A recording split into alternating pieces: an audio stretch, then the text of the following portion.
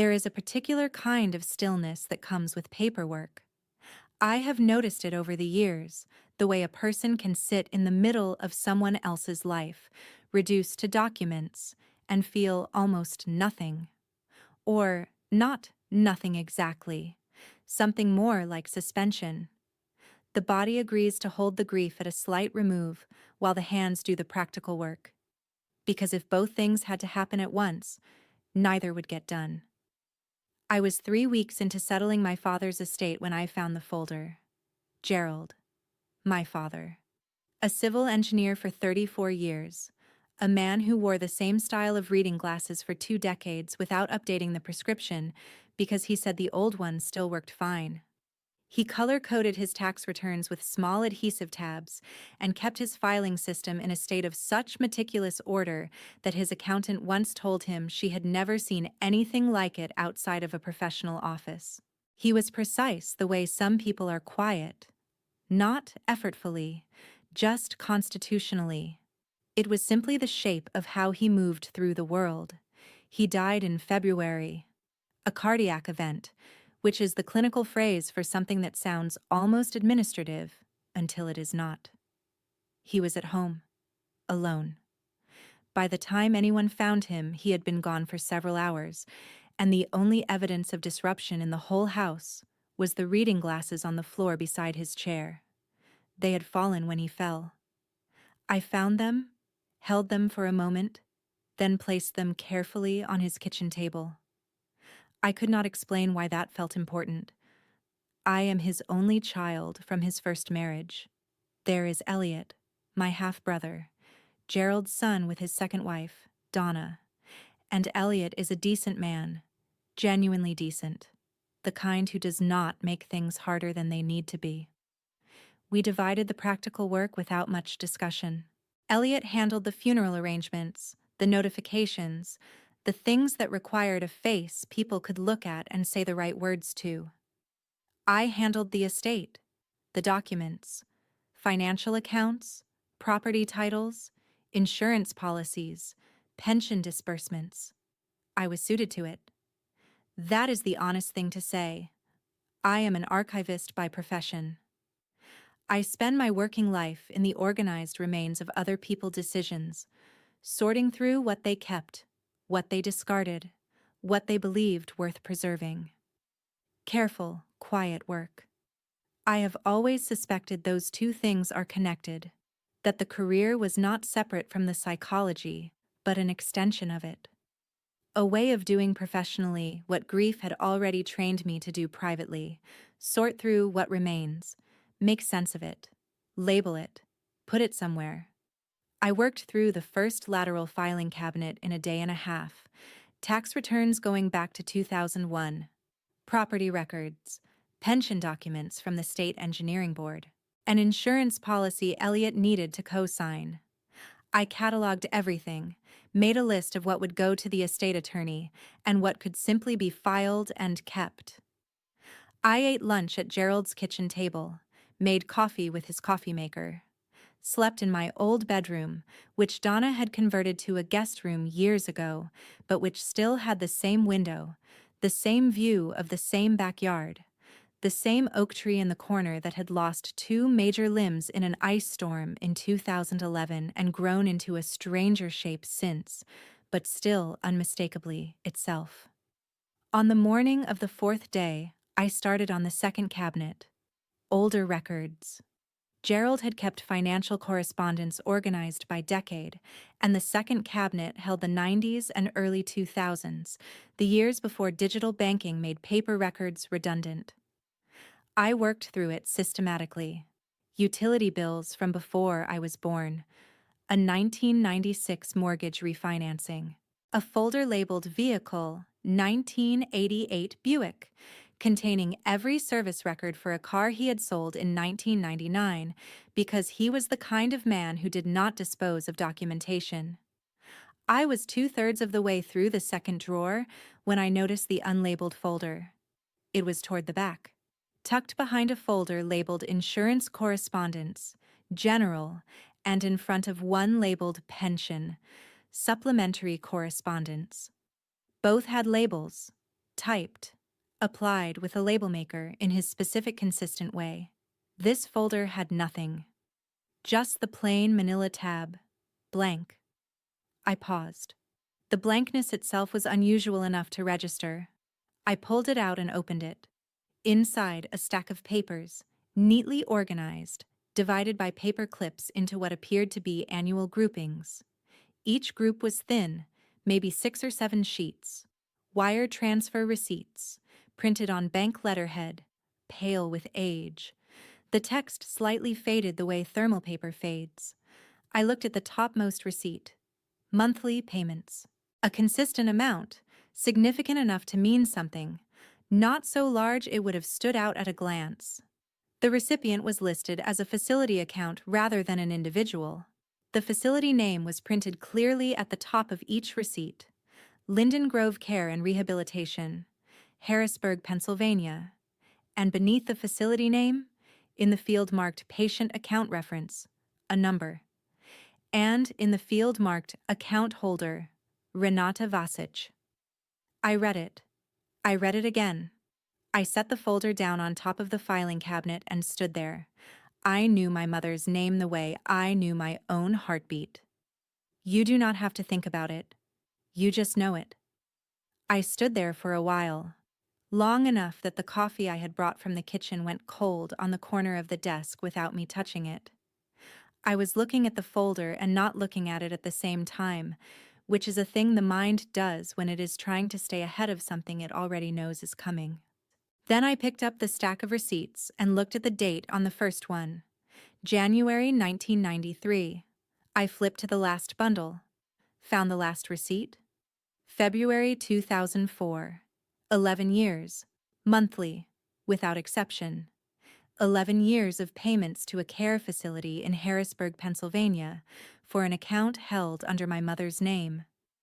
My mother had been dead since 1993. I set the folder in a separate pile on the desk, apart from the estate documents, apart from everything else I had organized. I went back to the cabinet and continued working through the remaining folders, cataloged the rest, 3 more folders of correspondence, homeowners association records, a folder labeled MISC, resolved, that contained exactly nothing of consequence. I did not reach for my phone, did not call Elliot, did not sit down and try to work through what I had found or what it meant. I kept sorting, made my list, cleaned up the papers I had spread across the desk and stacked them in the order I would need them for the estate attorney. The folder with no label I put in my bag. I had spent 22 years knowing exactly what had happened to my mother. I needed to be sure that knowing was still the right word. Let me go back. Not to the accident. I am going to be deliberate about that. The accident is not where I want to start. Because the accident was not the point. It was the door. What matters is what was behind it. I was 9 years old. 4th grade. My teacher was a woman named Mrs. Pellegrini, who wore her hair in the same bun every day and had a poster above the whiteboard that said, "You are braver than you believe," which I found, even at 9, to be a somewhat thin comfort for the actual nature of the world. My best friend was named Lacey. She lived 4 houses down, and on Friday afternoons we walked to the corner store, bought candy, and ate it on her front porch steps while her mother gardened in the side yard. I had a library card I used constantly. I was, my father once told me with what I believe was genuine pride, a very self-sufficient child. My mother was Renata, 31 years old, Croatian on her mother's side, raised in a household where 2 languages moved through rooms simultaneously, which meant she moved through the world with a particular fluency, not just in language, but in the sense of knowing that things could be named differently and still be the same thing. She was a nurse. She had warm hands. She wore the same small silver hoop earrings almost every day, and I remember them catching light in the kitchen in the mornings and finding this deeply satisfying in the way children find repeated, reliable things satisfying. She smelled like hand lotion and coffee. She called me Mila Moha, my dear, in Croatian, the way you say something that does not require justification, because it simply is. I do not remember her perfectly. I want to be honest about that. 22 years is a long time, and I was 9, and memory is not a faithful archive. It is an impressionist one, organized by feeling rather than fact. What I have are textures, the specific emotional quality of a room she was in versus a room she was not. I have the earrings. I have Mila Moha. I have the sound of her and Gerald talking in the kitchen after I had gone to bed. That comfortable murmur of two people who knew each other well enough to disagree without performance. The way Sunday mornings felt different from every other morning in a way I later understood had everything to do with her presence in them. That is what I have. That is the inventory. Gerald told me there had been an accident, that she was gone, that she was not coming back. She's gone, Maya. She's not coming back. I remember those words with a precision I do not have for much else from that year. The specific flatness of his voice. Not unkind, not theatrical. Just a man trying to deliver a fact in a way that would not break the person he was delivering it to. We were in the kitchen. Evening. The overhead light felt too bright, and I kept looking at the table instead of at him. I remember thinking, with a 9-year-old's strange practical clarity, that it was getting close to dinner time, and nobody had started anything. I got a bowl and made myself cereal, ate it at the table. Gerald sat across from me and watched, and did not say anything else. I did not cry then. I want to explain that without making it sound like strength or resilience or anything flattering, because it was not. I did not cry because I had not yet understood it as something that had fully happened. It was like being told a very large fact that you do not yet have the internal architecture to house. It sat on the outside of me for a while before it started working its way in. The crying came later, alone, mostly, in the way of a child who has already understood that the adults around her are carrying as much as they can hold, and that adding to the pile would cost something she cannot afford. Gerald did not do badly by me. I want to say that plainly because I think it matters, and because it is not simple in the way I sometimes wish it were. He was present, provider present, there every morning, every evening at the school events and the parent-teacher conferences and the dinner table and all the external coordinates of a father being a father. He just was not emotionally present in a way that created space for grief to move through. He processed things internally, completely, and alone, and I think he genuinely believed that if he modeled getting through something, the child watching him would also get through it. I do not think he was cruel. I think he was limited. I think the difference between those two things matters, and I also think it does not always matter as much as I have wanted it to. He married Donna when I was 12. She was a school administrator, careful with me in the way of someone who understood the position she was in and did not want to make it worse. She made casseroles, came to my swim meets, called me sweetheart with just enough frequency to feel genuine and not so much it felt performed. She did not try to be my mother. I appreciated that. And somewhere below the appreciation, I understood it as another confirmation of what had been true since I was 9. The position was closed. The person who had held it was gone, and the shape she had left behind was sealed rather than filled. I became, around that time, someone who did not ask for permanence. I do not mean I was difficult or unfriendly. I mean, I organized myself internally around the expectation of disappearance, that everyone I loved would at some point simply not be there anymore, not because they were cruel, but because that was the nature of loving people. It ended, sometimes suddenly and without preparation, and the best you could do was be ready. I did not know I had organized myself this way. That is the thing about beliefs that form at 9 years old. They do not feel like beliefs. They feel like the texture of reality, like what is simply true. There were 2 relationships in my 20s, one lasting 3 years, one nearly 5, that ended in ways I have spent a great deal of subsequent time understanding. I was not unkind in either of them. Present, intellectually intimate, genuinely affectionate. But I was also, I can see now, always slightly ahead of the ending, maintaining a small, careful distance that looked like independence and functioned as preemption. I left before they could leave, or I did things that made leaving feel like their idea. I was not aware I was doing it.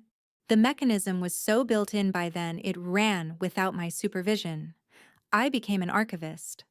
I work for a university library consortium, specializing in acquisition and preservation, estates, private collections, the papers of minor historical figures whose families do not know what to do with boxes of letters and civic records and personal correspondence. I go in, assess what is there, organize it, preserve what needs preserving. I have sometimes, in the privacy of my own mind, noticed that I find the work calming in a way that puzzles other people. Until I was standing in my father's office holding a folder with no label, I had never let myself finish the thought about why. You get comfortable living in the ruins of other people's stories. You know where everything is. Nothing surprises you. The dead do not change their minds. There is one more thing from the before world I need to tell you, because it will matter in a way I am not yet ready to fully account for. Every year, on November 3rd, I went to the cemetery. Not always in the same circumstances. Sometimes I drove alone. Sometimes Elliot came. Once or twice Donna came with me before she and Gerald divorced in 2007 in the quiet, uncomplicated way that suited both of them. But I went every year without exception. I brought flowers, usually something seasonal, chrysanthemums, or the kind of small white thing whose name I do not know, but which appeared at the florist every fall without fail. I stood at the grave. I stood there for as long as felt necessary, which was never a set amount of time, but always long enough that I felt I had been present rather than just passing through. I spoke sometimes. Not the way you speak to someone who can hear you, more the way you speak to someone you hope is somehow listening, knowing the hope is mostly for your own sake. I told her things. How work was going. Whether I was all right. Whether I missed her. I was standing at the right grave. It had her name on it. It had her dates. I have gone back over this so many times in the months since I found the folder, and I still cannot land on a single emotion that covers it. There is something in there that might be absurdity, and something that is grief, and something that is a very specific kind of rage, and something underneath all of those that I do not have a word for. The feeling of having done something earnestly and correctly and faithfully for 22 years, only to find out the premise was wrong all the way down. I laid flowers on an empty grave for 22 years. I am telling you this now so that you understand, before we go any further, what it costs to know what I know. I waited 2 days before I called the facility. I do not entirely know why. Some of it was wanting to be sure of what I was going to ask before I asked it. Some of it was keeping a question until I was ready for it to become something else in someone else's hearing. And some of it, honestly, was 2 days spent trying to find an explanation that would make the folder ordinary. Maybe a patient with the same name, maybe an account misfiled, transferred from someone else's records, maybe a clerical anomaly from decades ago that just happened to use my mother's name as a placeholder. A coincidence? A nothing. I could not make myself believe any of those things, but I gave them 2 days. On the morning of the 3rd day, I sat down at my kitchen table with the folder in front of me and my laptop open and started looking for Linden Grove Care and Rehabilitation, Harrisburg, Pennsylvania. The facility had closed in 2009. There was a brief mention in a local Harrisburg news archive, the closure noted in a single paragraph, part of a larger story about a wave of long-term care facility closures following changes to state Medicaid reimbursement structures. Linden Grove had operated for 31 years, with a generally positive reputation in the limited places it appeared online. In 2009, it had closed, its patients transferred to other facilities, its records archived per Pennsylvania state requirements governing medical record retention. I found the forwarding service through the Pennsylvania Department of Health's website. A medical records management firm, one of those administrative entities that exists specifically to handle patient documentation from closed facilities. Their contact form was straightforward. I submitted a records inquiry with the facility name, the patient name, the account reference number from the receipts, and my contact information. I explained that I was reviewing financial records related to a deceased family member's estate and needed to confirm the nature of payments made to this account. I was careful about what I said. I did not say, "I am trying to find out whether my dead mother was alive." Then I waited. I called Elliot that afternoon. Probate timelines. What the attorney had said. Whether he had had a chance to look at the item on page 4 of the asset summary. Normal things. His voice through the phone sounded like a man who was managing, which is the same thing my voice sounds like when I am managing, and we got through the conversation efficiently and said we would talk again later in the week. I did not mention the folder. I had nothing to tell him yet. I had a question, and I was not ready to let it become a fact in someone else's mouth before I understood it in my own. I went to work, sorted the rest of my father's estate documents, ate meals and slept, and did the quiet administrative maintenance of a life continuing to function. I did not go back to the folder. On the 4th business day, just before noon, my phone rang. An 800 number I did not recognize.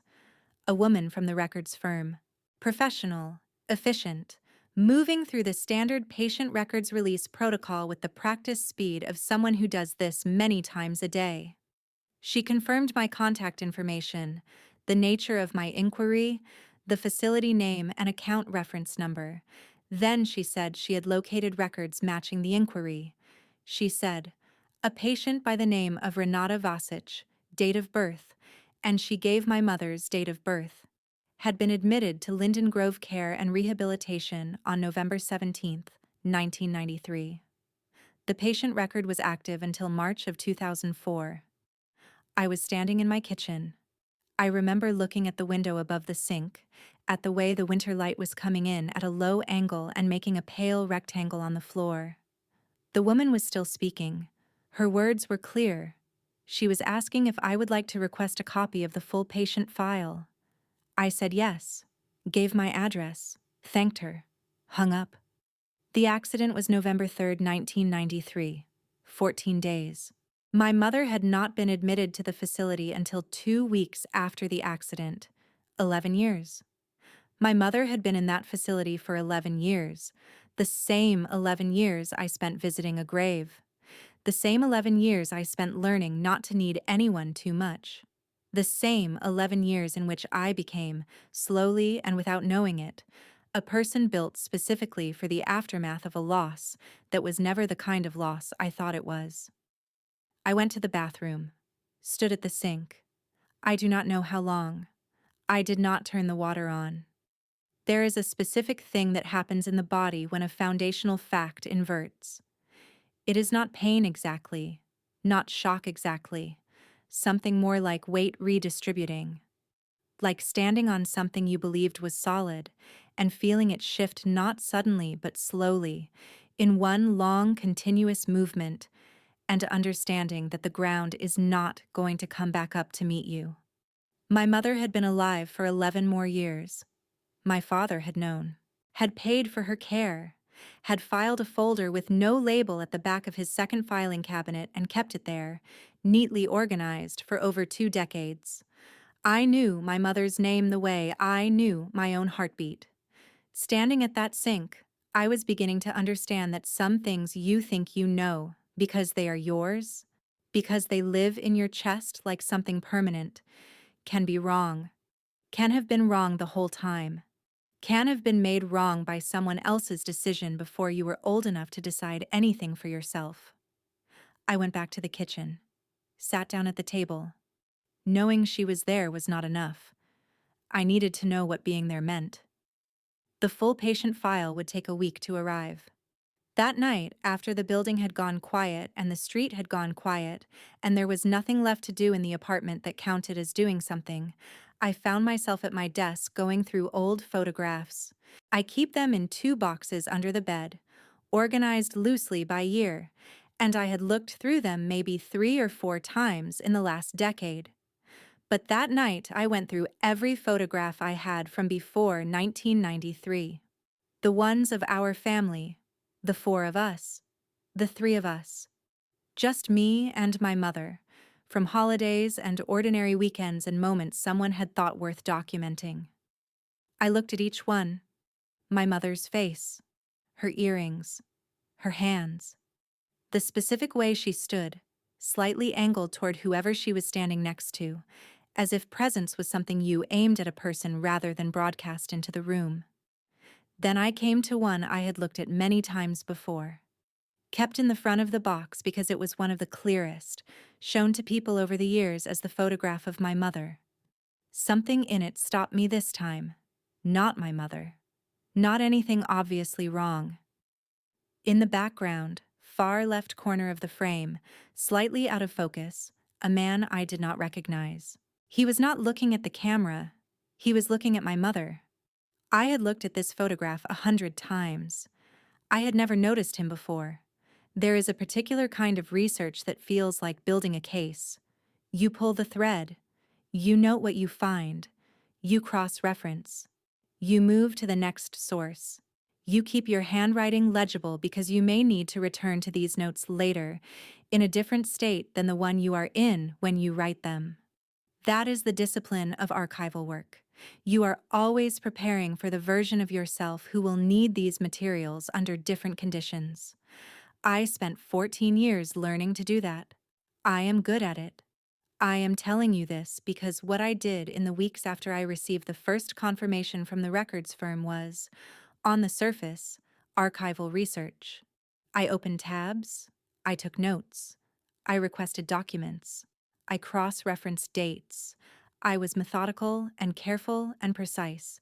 What I was actually doing, what I understand now, in a way I could not have named then, was building the version of my father's story that I could survive. The full patient file was requested on a Thursday. The woman from the records firm told me to expect a 2 to 3 week turnaround. Standard processing time for archived records. She was apologetic about it in the way of someone who understands that patience, in this kind of situation, is not really available, but is required anyway. 2 to 3 weeks. I drove back to my apartment from Gerald's house that evening with the original folder, the unlabeled one, the wire transfer receipts, in a canvas tote on the passenger seat. Not in my bag, not in the trunk. I am still not entirely sure why I wanted it in my line of sight. I made dinner, ate it at the kitchen counter, because I had not gotten around to getting a proper table in this apartment, which I had been in for 3 years. I noticed that detail for the first time in months. The no table thing. I thought about what it meant that a woman who had lived alone for the better part of a decade had never purchased a kitchen table and had not, until that moment, considered it worth examining. I thought about a lot of things like that in those 2 to 3 weeks. What I knew at that point was this. A facility called Linden Grove Care and Rehabilitation in Harrisburg, Pennsylvania, had confirmed that a patient named Renata Vasic, matching my mother's date of birth, had been admitted on November 17, 1993, 14 days after the accident that I had been told killed her, and that her patient record had remained active until March 2004. That was all I knew. The confirmation was bare. A name, a date, a record status, no texture. And the human brain, when given a bare fact it cannot yet bear, will build texture around it. That is not weakness. That is the mind trying to find the load-bearing interpretation before the ceiling comes down. I started with what I knew about traumatic brain injury in 1993. I want to be honest with you about the shape of the looking. I was not a neutral researcher in those 2 to 3 weeks. I had a destination in mind, and I was looking for roads that led there. The destination was this. My father was a man doing the only thing a man in his position could reasonably have done. Here is what that argument looked like, assembled over 14 days of late-night research while I continued to go to work and answer emails and call Elliot about probate timelines. In 1993, the medical management of severe traumatic brain injury was meaningfully different than it is now. The understanding of disorders of consciousness, minimally conscious states, persistent vegetative states, the spectrum between them, was less refined. Prognosis was more pessimistic. A neurologist giving a family member an assessment in 1993 would have been working with a narrower evidence base and less optimistic outcomes data than we have today. A man, 36 years old, I kept coming back to that. 36. Barely older than I am now, told by neurologists that his wife had suffered catastrophic brain injury and was unlikely to meaningfully recover. Before the internet. Before patient advocacy networks. A man with a 9-year-old daughter. I read about ambiguous loss. I found the work of Pauline Boss, the psychological literature on grieving someone who is physically present but psychologically absent. I read about the documented harm to children of living in prolonged medical limbo. The particular cruelty of a loss that has no clean edge. I found studies. I took notes. I built the argument the way my father would have built a load-bearing structure, with attention to the foundation, with an eye for the points of stress. The argument was, he was protecting me. He could not protect Renata. Medicine had foreclosed that option. He could protect me. He made the choice a father is supposed to make. A failure of nerve dressed as an act of love. And those two things are not so different in a man who is in shock and 36 years old and has just been handed an impossible situation. I could live inside that argument. I sat with it for 14 days and I could feel it holding. There were two particular moments in those 2 weeks I want to account for, because they are what it actually costs to live inside an explanation you have built for yourself while the full truth is in transit. The first was the phone call with Elliot. He called to check in on the probate timeline, which was his way of checking in on me without saying so. Very characteristic of him. Elliot is uncomplicated in the best sense of the word. He means what he says, does not say more than he means, and has a particular easy warmth that I have always suspected came from growing up in a house where the primary grief was not his to carry. He asked how I was doing. I told him I was managing. He said, "You always are." He meant it affectionately, the kind of thing you say to someone you trust with competence. I said, "Yeah." And I sat there on my end of the phone with the unlabeled folder 12 feet away on the kitchen counter and the 2 to 3 week wait stretching in front of me. And I understood, very quietly, that the reason Elliot thought I was always managing was that he had never been given cause to think otherwise. The whole shape of what he knew about me had been formed inside a story that was not entirely true, not because he had been lied to directly, but because the lie had propagated. It had shaped the ground, and we had all grown in whatever direction the shaped ground allowed. His mother was Donna. He had a complete picture of his childhood. A father and a mother who were married, then divorced, and an older half-sister who had lost her mother young and who managed well. That was the narrative he had been given. Not inaccurate, just incomplete in a way I could not yet explain to him, because I was still waiting for the file and still building the argument that would make it survivable. I told him I would send the updated probate documents by the end of the week. He said, "Take your time, Maya." I sent them the next morning at 6:45, because I needed to be the person who did not take her time, who finished things, who managed. The second moment was the cemetery. I had not planned to go.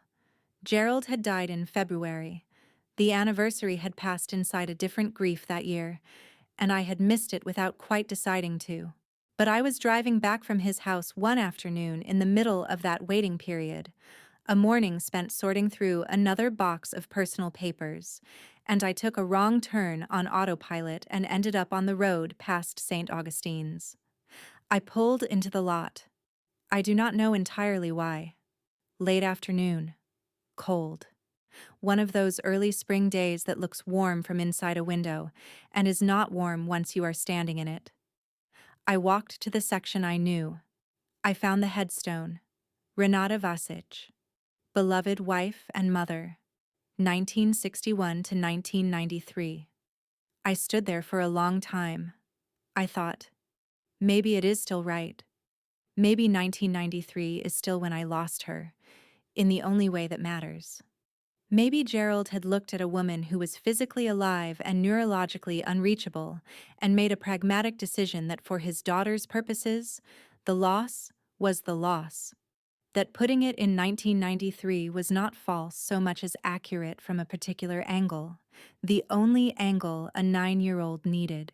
I was aware, standing there, that I was negotiating, looking for terms. The gravestone has no photograph. A lot of older gravestones do, but this one does not, and I had never thought to wonder about that before. The name and the years and beloved wife and mother. I do not know who had it made. I had assumed without ever asking that Gerald arranged it. In 1993, he would have arranged it. He was a man who arranged things. He had arranged quite a lot. I drove home, made dinner, went to bed. The argument held through the night, the way provisional structures hold when nothing is testing them. The patient file arrived on a Tuesday. It was thick, thicker than I had expected. The records firm had sent it in a padded envelope, and when I picked it up from the mailbox, I stood in the building's entry hall and held it for a moment with both hands. Not opening it, just registering the weight. I took it upstairs, made coffee. Put the envelope on the kitchen counter and drank the coffee first, standing at the window, watching the street. Then I sat down and opened it. The file was organized the way good clinical records are organized. Intake documentation, initial assessment, care plans by year, nursing notes, physician notes, allied health notes, occupational therapy, speech therapy, physical therapy. Section dividers. Dates in the upper right of each page. It was thorough and legible, and had the particular quality of record-keeping from an institution that took its obligations seriously. I read it in order. I always read things in order. The intake section confirmed what I already knew. Admitted November 17th, 1993.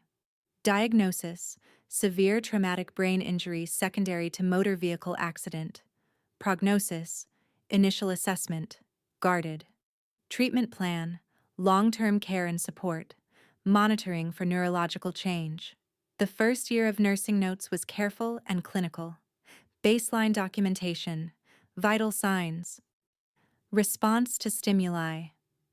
I read those pages the way I read archival documents at work, absorbing without flinching, building a picture. It was in the third section that I stopped. The tab read, Visitor Records. I had not been expecting a visitor log. I am not sure what I had been expecting. Some version of a record that told me what Gerald had decided and then fell silent. A document about my mother that did not include my father as an active recurring presence. The log was a simple table, date, visitor name, relationship, arrival time, departure time, staff notes. First entry, December 1993. Gerald Vasic, husband, 1 hour and 40 minutes. I turn the page. March 1994. Gerald Vasic.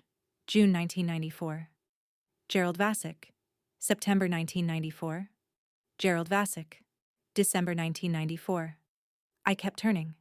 Every year. 4 times. March, June, September, December. 11 years of quarterly visits, 44 entries, give or take the year she died. 44 times Gerald Vasich had driven to Harrisburg, signed in at the front desk, been escorted to his wife's room, and sat with her for somewhere between 1 and 3 hours. Some of the staff notes said, patient appeared calm during visit. Some said, patient showed increased alertness. Some said, patient vocalized briefly. Some said only, uneventful. He went there. He kept going there. 4 times a year for 11 years, my father sat with the woman he had told his daughter was dead. I want to try to be precise about what happened to the argument in that moment, because it matters. The argument I had built, the 36-year-old man with the impossible choice, the ambiguous loss literature, protecting a 9-year-old from a loss without a clean edge, that argument had a specific shape. The shape of a decision made once, in extremity, and then carried forward passively. A man too broken to revisit the choice he had made in the worst moment of his life. A man who had, in some terrible way, also lost his wife.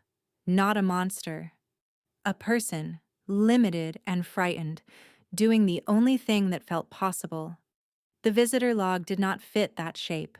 A decision carried forward passively does not require quarterly visits. A man in denial about the nature of his choice does not schedule himself into a care facility 4 times a year. He went because she was still his wife, and he still knew it. He went because Renata, not the idea of Renata, not the memory of her, but the woman in the bed in Harrisburg, was someone he needed to see. He went because she was still there. He knew who she was. He knew she was there. He simply decided I did not need to. I set the visitor log on the table and sat there with my hands in my lap. Outside, someone was honking on the street below. The coffee had gone cold. The argument was gone. Not because the facts had changed, the facts were always the facts, but because the structure I had built could not hold the visitor log inside it. He was not a man who had made a terrible choice once and then closed his eyes. He was a man who had made a terrible choice and spent 11 years maintaining it with full knowledge of what he was maintaining. He had a private relationship with her. He tended it himself. 4 times a year, for 11 years. He tended it alone. He kept me out of it. He knew who she was when he told me she was gone. He knew, and he kept going. And every March and every June and every September and every December, he drove to Harrisburg and sat with her, and then drove home and said nothing. I turned back to the file. Not because I was ready, because there was more, and I was there, and I had not come this far to stop. There was a section labeled Family Correspondence, 1993 to 2004. Gerald's letters to the facility were formal and brief: billing inquiries, care plan acknowledgments, notification of address changes. The administrative correspondence of a man who maintained things properly. Behind them was a form. I have looked at a great many historical documents in my professional life. I have held papers that were 200 years old and handled them correctly, with gloves, with care, with the neutrality archival work requires. I have read things that were sad. I have read things that were ugly. I have read correspondence from people who did terrible things to each other and left it in writing as if it would never be found. This was a single page, standard facility intake paperwork, the kind signed during the process of formalizing long-term placement. At the top, designated contact and correspondence directive. A form for specifying who should receive communications regarding the patient and whether any restrictions on outgoing correspondence were in effect. Gerald had filled it out and signed it on November 29, 1993. 26 days after the accident. I was 9 years old. He listed himself as sole designated family contact. He checked a box indicating all outgoing correspondence should be held and forwarded to him rather than sent directly to any other party. He checked a box marked. The next section contained a reference I had not been expecting, not because it was hidden, but because I had not yet understood the full scope of who else had been kept outside the wall Gerald had built. A facility legal correspondence note, dated March 1994. It referenced a letter sent by Gerald's attorney to Linden Grove's administrative office, notifying the facility that any inquiries from parties other than Gerald Vasic regarding patient Renata Vasic were to be directed to legal counsel. The note included a case reference number and a brief summary, family member of patient Vesna. My grandmother's name. I had to put the file down. Vesna, my mother's mother, a woman I remembered as warm and deliberate, who kept her kitchen very clean and made soup from scratch, and who had, I understood this only in retrospect, only from adulthood looking back, carried a grief after 1993 that was different from ordinary bereavement, quieter, more sealed. A woman who never spoke of Renata by name after a certain point, which I had attributed, without examining it, to the Croatian tradition of not speaking of the dead in ways that prolonged the pain. She had tried. In early 1994, while I was 9 years old and still living inside the story I had been given, my grandmother had gone to a lawyer and filed papers attempting to contest Gerald's sole guardianship of her daughter. She had tried to get inside the wall. Gerald's attorney had written to the facility and closed the door. She did not have the money to fight him. She came home and never spoke about it again. I sat with this for a long time. Then I called my aunt. My aunt, Vesna's surviving daughter, my mother's sister, answered on the third ring. I had spoken to her twice since Gerald's death, briefly, about logistics. She has never been entirely comfortable on the phone, and our relationship before this had been cordial and occasional. Christmas cards, a birthday call most years. I told her I had the patient file. I told her what I had found. I asked her, as directly as I could, whether Vesna had ever spoken about any of this. There was a silence long enough for me to count through. Then she said, "Your grandmother went to a lawyer. She told me about it years later. Your father told her she had no standing. He used that word, standing. She did not have the money to fight him. She came home and she never spoke about it again." I said, "Did she know my mother was alive?" Another silence. She knew. She knew for a long time. She believed that eventually something would change, that eventually she would be allowed to see her. She waited for that for the rest of her life. Vesna died when I was 20. She spent the last years of her life knowing her daughter was alive in a care facility in Harrisburg and having been legally prevented from reaching her. She waited. She believed something would change. It did not change. And she never told me. I do not blame her for that. I want to be careful about that. She had been told she had no standing. She had been told she was powerless. The law had been very clear, and she did not have the money to keep testing it. And at a certain point, continuing to beat against a closed door becomes its own kind of harm. She had known, and she had grieved alone, and she had died without being allowed to say goodbye to her own daughter. The lie had not just taken my mother from me, it had gone back a generation and taken the whole thing. My aunt said quietly, "I think your grandmother hoped you would find out someday. I think she thought if you knew, it might mean something. I think she held on to that." I said I had to go. I thanked her. I hung up. I stood in my kitchen for a while without moving. The lie, by the time I fully understood its dimensions, was not a private family matter. It was a designed architecture. Gerald had filed forms and directed attorneys and signed his name to documents. He had built a legal and institutional framework around Renata's existence that made him her sole reality for 11 years. He had made it formal, structured and maintained, and airtight. It had not been airtight against my grandmother. She had found a crack and gotten to a lawyer and tried. The law had sealed the crack.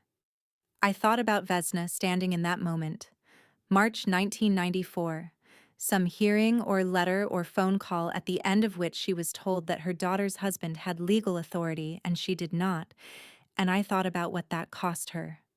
What you do with all the years that come after, when you are a mother and your daughter is alive and you have been legally prevented from reaching her. You wait. You keep the knowledge. You carry it alone, the way Gerald had decided you should carry it.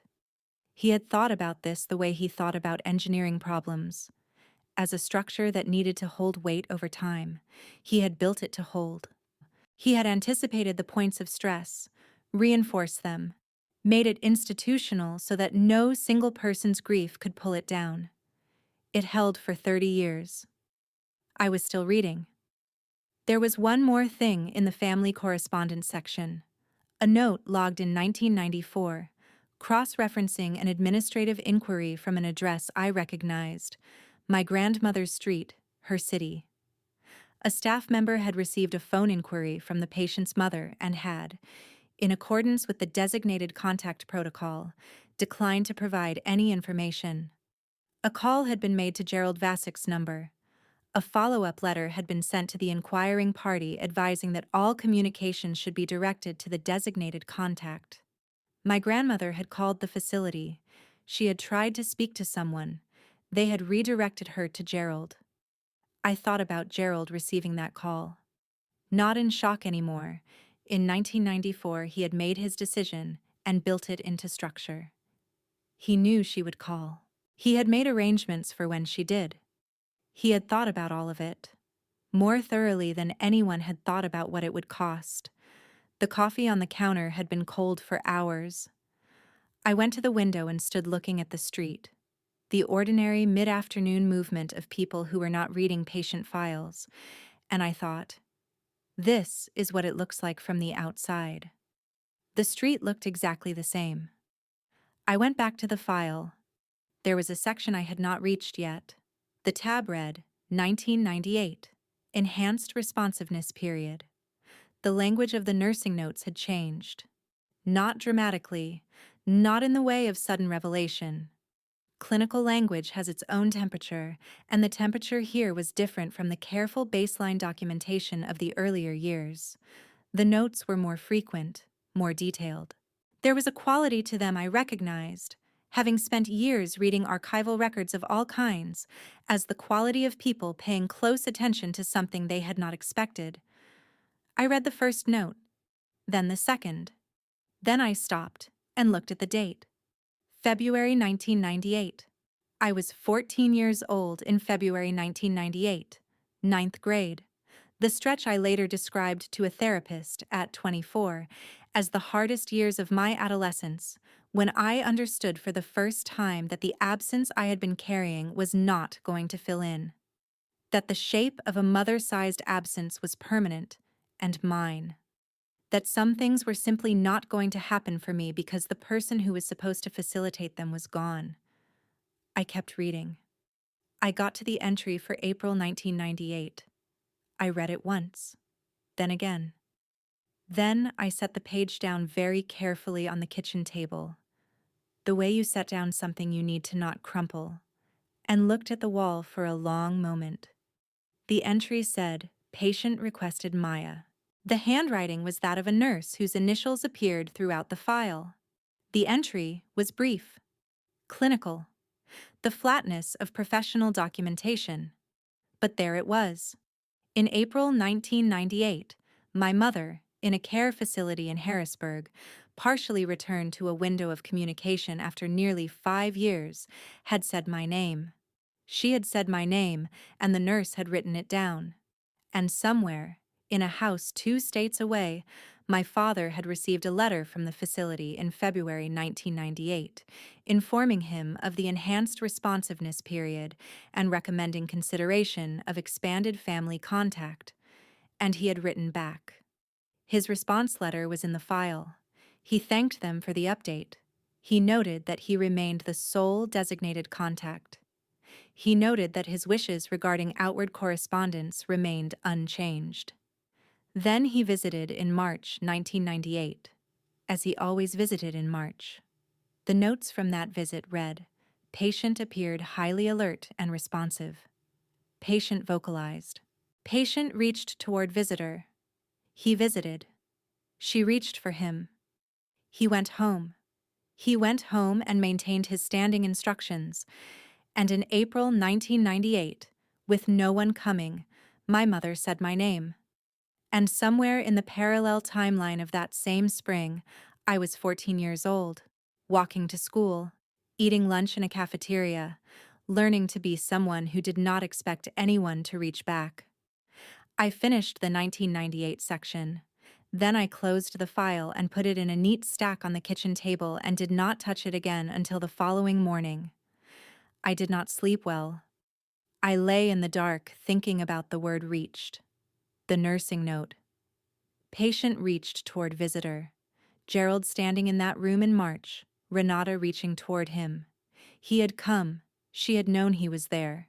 She had reached for him. And then what?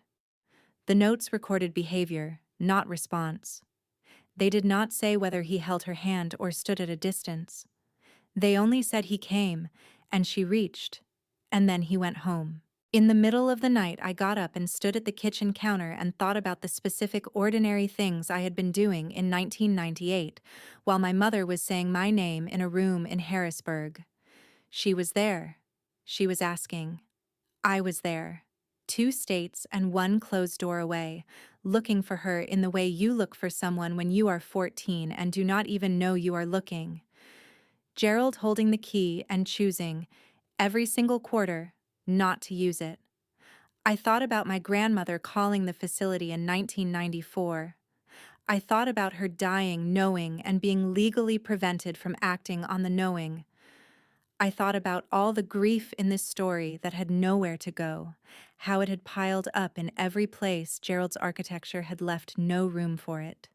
And I thought about the section of the file I had not finished yet. The section after 1998. I went back to bed. October 1998. The notes had shifted back. Whatever had partially returned had gone again. The enhanced responsiveness period had ended. She had asked for me in April. She had asked for me in June. The window had been open for 8 months. Then it was not. In the morning, I would find out whether there was anything else, what those 8 months had actually been, what she had been able to communicate, what she had known, whether she had understood how much time had passed, whether anyone had answered her. But that was the morning. That night I lay in the dark and held the words. Patient requested Maya. She had known my name. She had said it in a room where the only person who heard it was a nurse who wrote it down and had never been authorized to tell me. I did not cry that night. Whatever I felt was not something that cried. It was more like a rearrangement, the furniture of who I was, shifting to make room for something that had no assigned place in the room I had been living in. Somewhere in the stack of files I had brought back from Gerald's house, the box of personal papers I had not finished going through yet, there were probably other things I had not found. Gerald was an organized man. He labeled everything. He had been keeping records since 1993. He had been keeping a record of this for 30 years. I thought about what a man like that does with 30 years of a secret. There is a particular quality to the light in Harrisburg in early spring. I noticed it on the drive up, flat, white, the kind that makes everything look slightly more exposed than it wants to be. I had the radio on for about 40 minutes. Then I turned it off.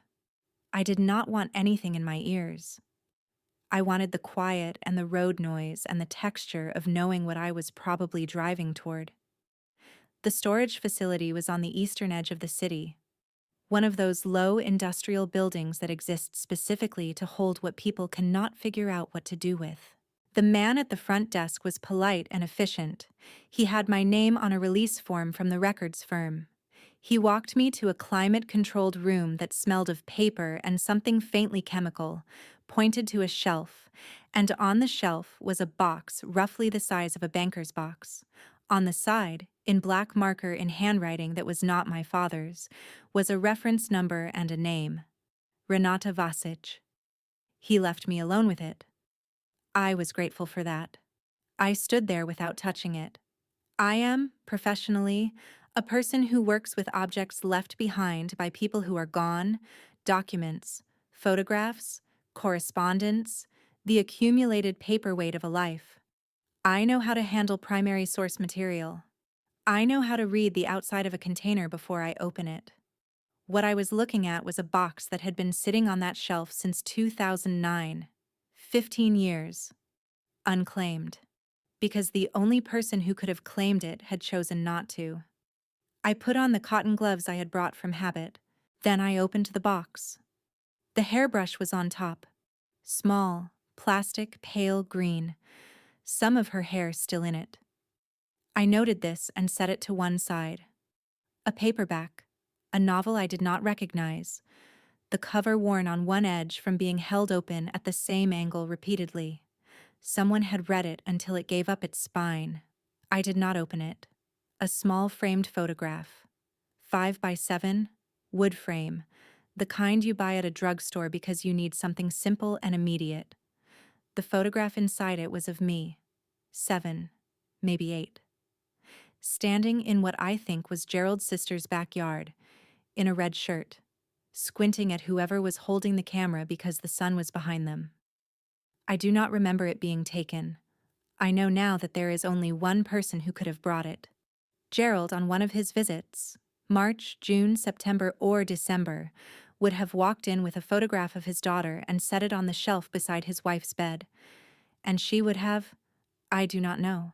The clinical notes from 1993 to 1998 describe limited responsiveness, limited recognition of objects, limited tracking.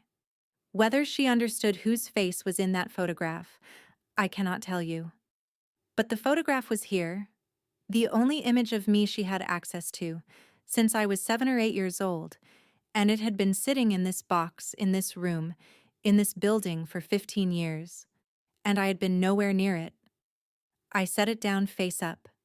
I wanted to be able to see it while I worked through the rest of the box. And then the folder. It was labeled in the same clinical hand as the box itself.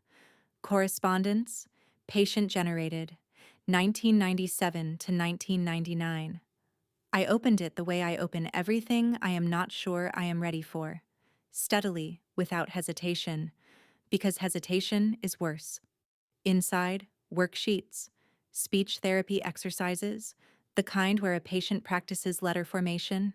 The exercises from 1997 show large, effortful letters, block capitals, inconsistent spacing, the handwriting of someone whose hands have forgotten what they knew. By mid-1998, it has changed. Still larger than it probably was before the accident. Still careful in a way that suggests effort rather than habit, but recognizably the hand of someone who has returned to something. Pages where she had practiced her name. Renata. Renata Vasic. And on one page, near the bottom, practiced separately from the rest, Maya. She wrote my name on a speech therapy worksheet. She practiced writing it. My name, in her handwriting, in large, careful letters, on a page that had been in a box in Harrisburg since 2009. I did not stop. I kept reading because stopping felt like a decision I would not be able to undo. At the back, inside a sealed envelope, in the larger, relearned hand I had just spent 20 minutes studying, for Maya. The envelope had never been opened. The seal was intact. The facility had held it per standing instruction, and it had transferred with the rest of the box when Linden Grove closed, and it had been here since, sealed, addressed, waiting. I opened it. The letter is 2 paragraphs. I have read it many times since that afternoon, and the reading does not get easier, but it gets more precise. I understand more of what she was trying to do with each sentence each time I go back. The first paragraph asks how school is going. She says she has been practicing her letters with a woman named Karen, who is patient. She says she thinks about me every day. She says she knows I must be getting tall now. She uses that phrase, getting tall, and that she is sorry she has not been able to come home yet. She says she is trying very hard, She thought she was going to come home, or she wanted me to believe she thought so, or both. I have not been able to determine which is true, and I am no longer sure the distinction matters as much as I initially thought. The second paragraph says, I love you the way I love breathing. That does not go away. I need you to know that wherever you are, I am always also there. Please do not forget me. I have not forgotten you. That was the whole letter. I read it twice, standing at the shelf with my cotton gloves on. Then I folded it along its original creases and put it back in the envelope, and the envelope back in the folder, and closed the box with everything inside it except the folder, which I was taking with me. I signed the release form. I thanked the man at the front desk.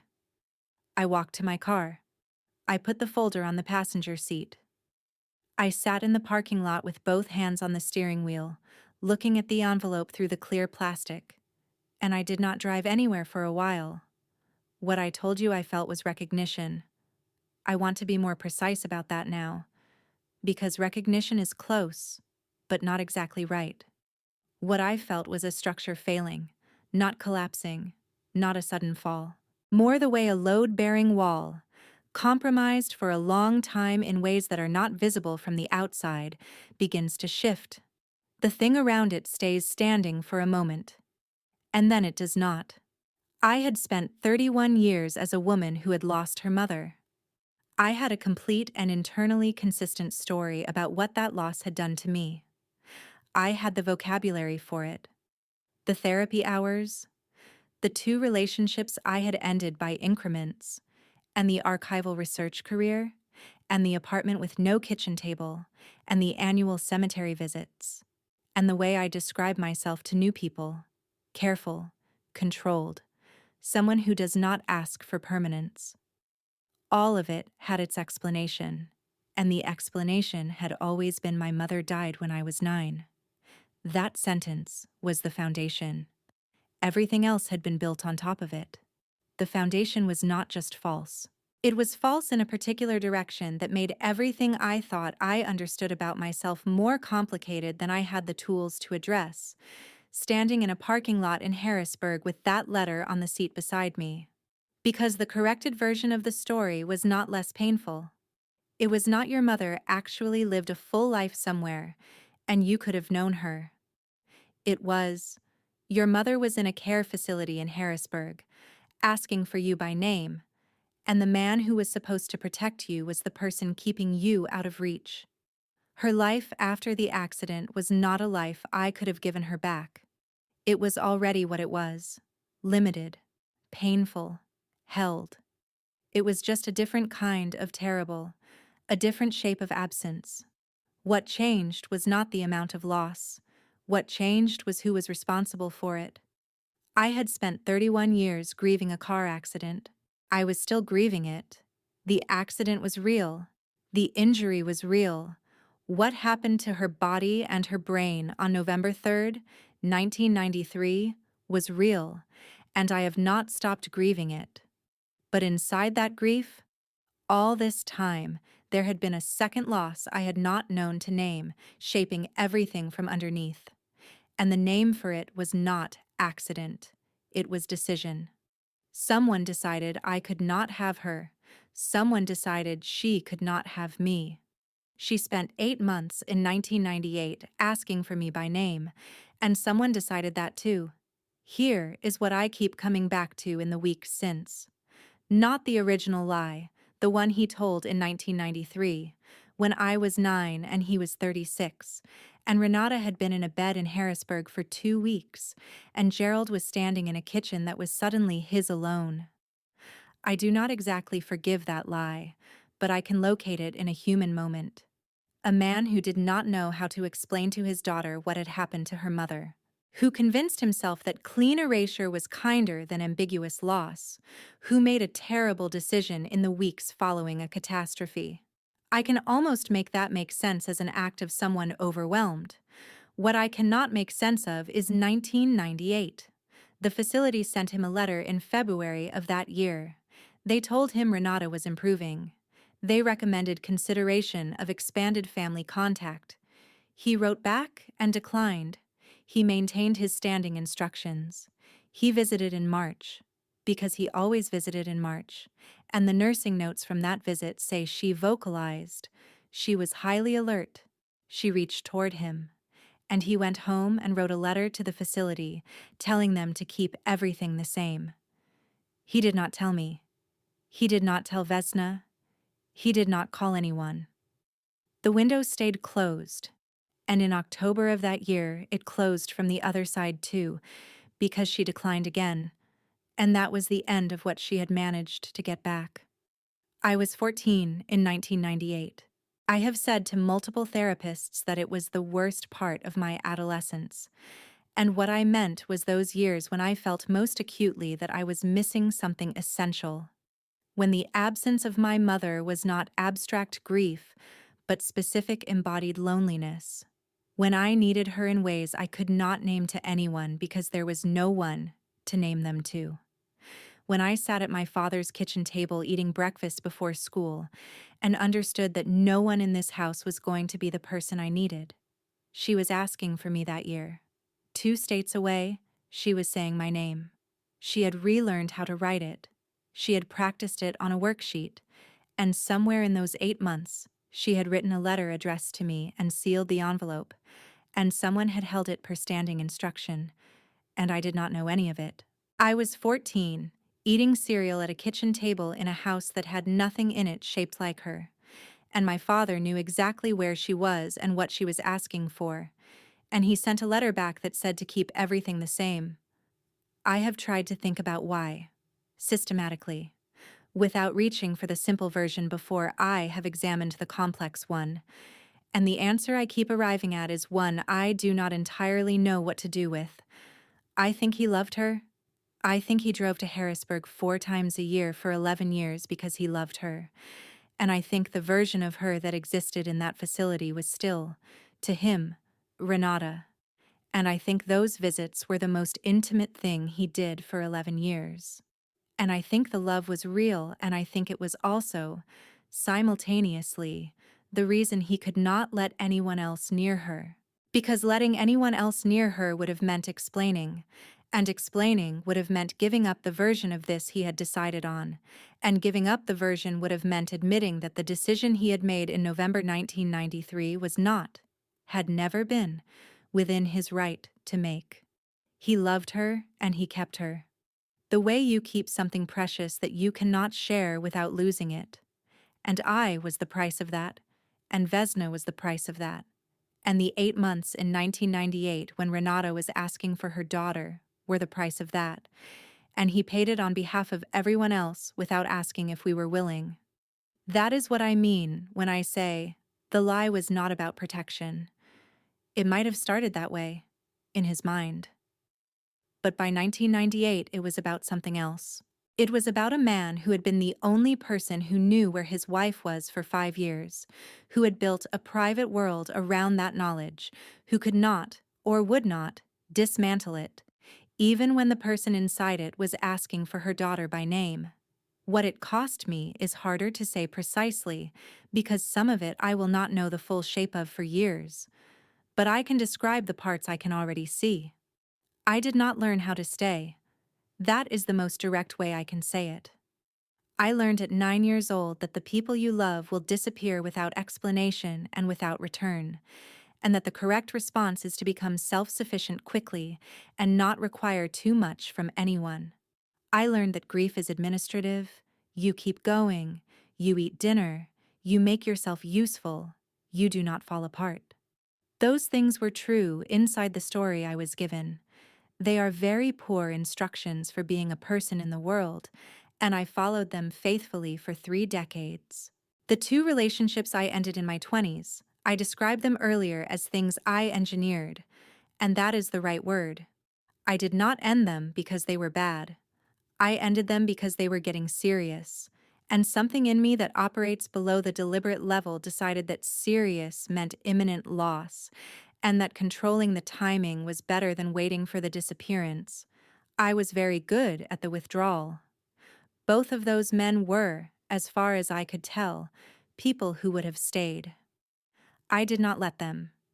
I chose archival research as a career. I work with the records of the dead.